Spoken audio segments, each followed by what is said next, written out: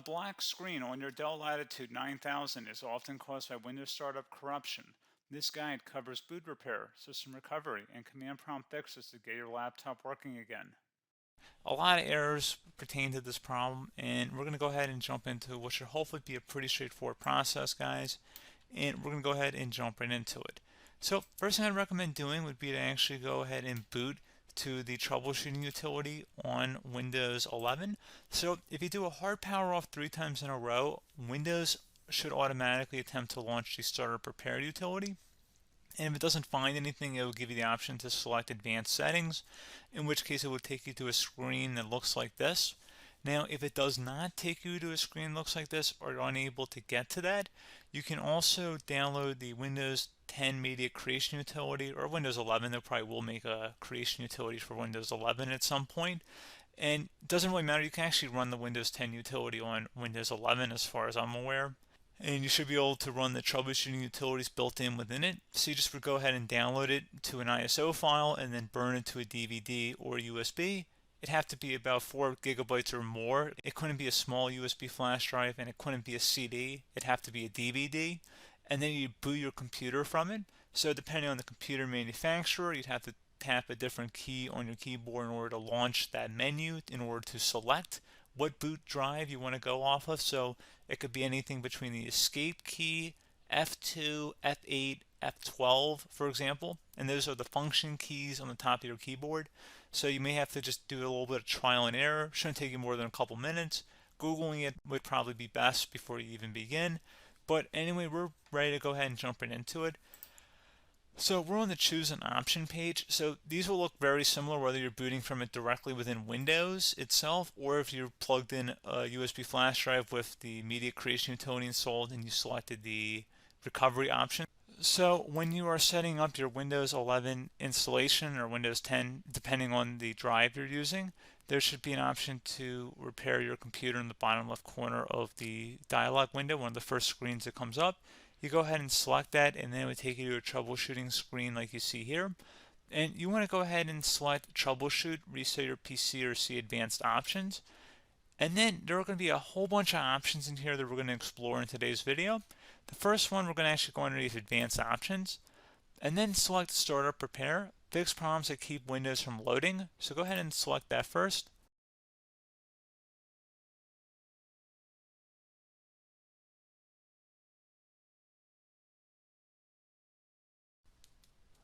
Okay, so you can see it could not repair our PC. That was our first option we could try. Something else, if we go back into advanced options here and then select troubleshoot, we're going to go underneath advanced options again. You can go ahead and actually access safe mode by selecting startup settings. And then if you select the restart button, you have the option on the screen select safe mode with networking, which will give you a key on the screen. It'll tell you which key to press to enter that. I believe it's the F7 key. It'll do that for you. I'm not going to go over that in today's tutorial because I don't really want to go into safe mode, but you're more than welcome to attempt that by going into here and then selecting restart. Again, it'll launch another screen. It'll say what key do you want to press, and it'll give you like 7 or 8 different options, and you want to select safe mode with networking. There's also an option for a command prompt too, but that's going to be something we're going to cover later in this video, and we don't even have to go through that in order to access it. So that's why I'm not going to really push for that, because unless you know exactly what's causing the problem, you probably don't need to go into safe mode. Unless you're trying to recover files, in which case then you definitely can go into safe mode, but we're trying to actually recover our computer here. So I hope that makes sense.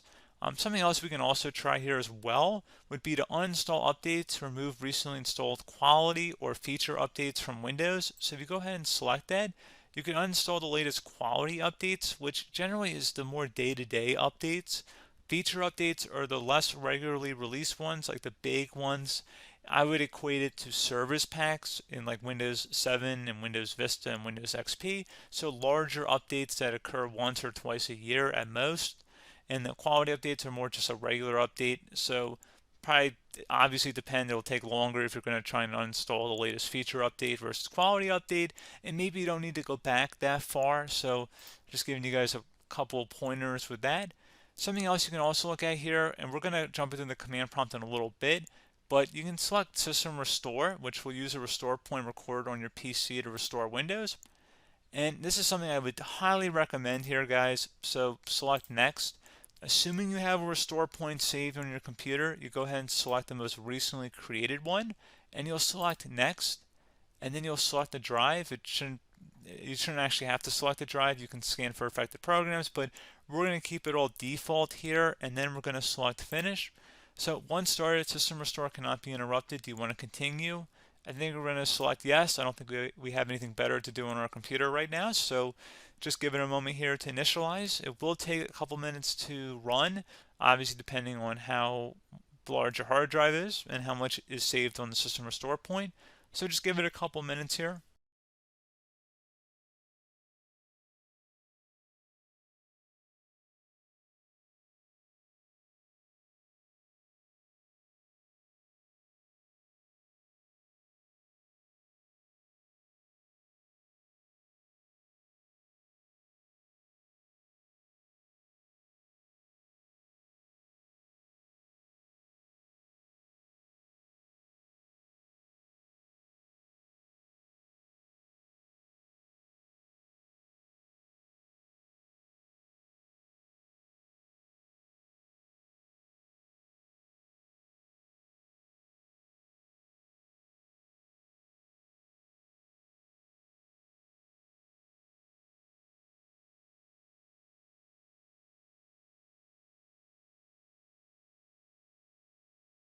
Okay, so you can see the system has been restored successfully.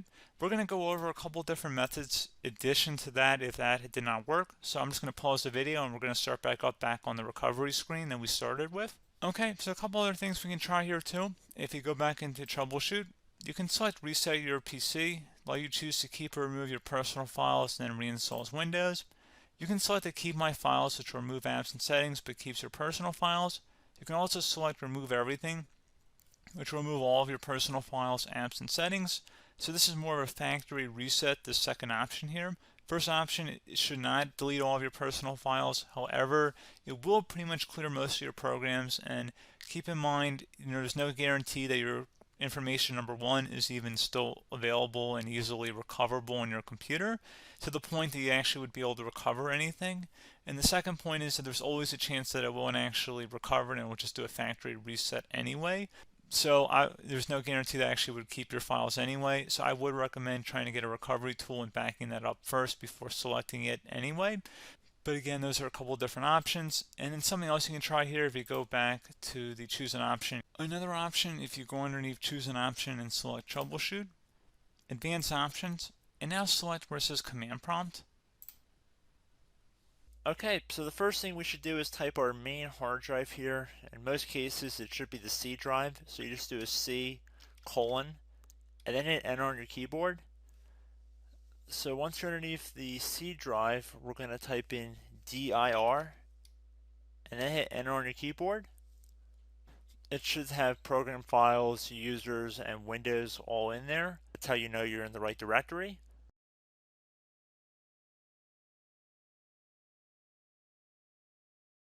In some cases, it might be the D drive as well, so just keep that in mind.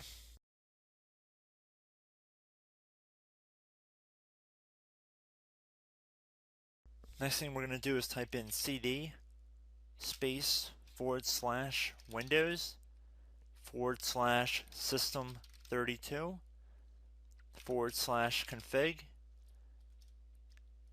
and then you're going to hit enter on your keyboard.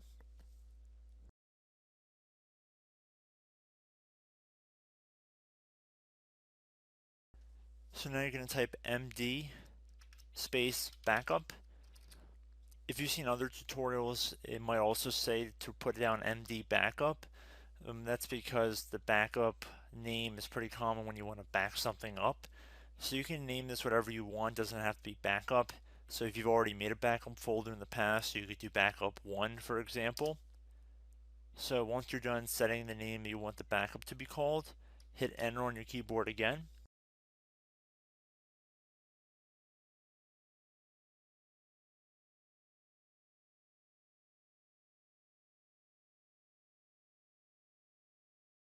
At this point you want to type copy, C-O-P-Y, space, then you want to do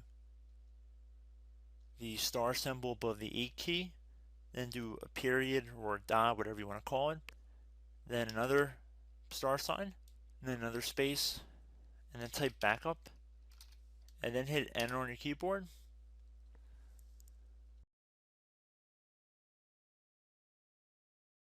Now you want to type cd reg back, REGBACK, and then hit enter on your keyboard. So now that we are under the reg back, so now you want to type dir again, and then hit enter.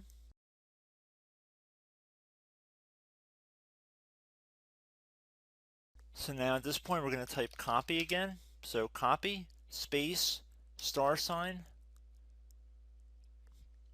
dot, another star sign, space, and then 2 dots.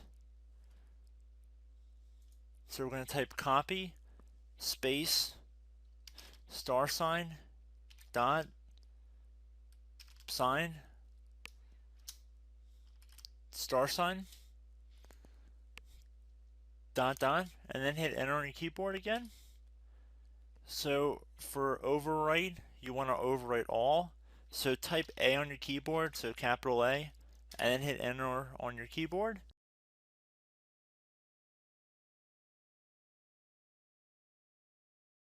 So at this point, you should be good to go. You can close out of the command prompt window, and if you accidentally continue to Windows 10, you should be all set. So I hope one of these 3 or 4 different methods we went through in this tutorial helped you guys out. Again, I'm not sure if you guys heard me earlier, but try to go back into your safe mode if possible and uninstall any programs you know might be conflicting with the Windows startup if you can get into safe mode. So just keep that in mind. Something very simple like that could be blocking up everything. So again, I hope this tutorial helped you guys out, and I will catch you in the next tutorial. Goodbye.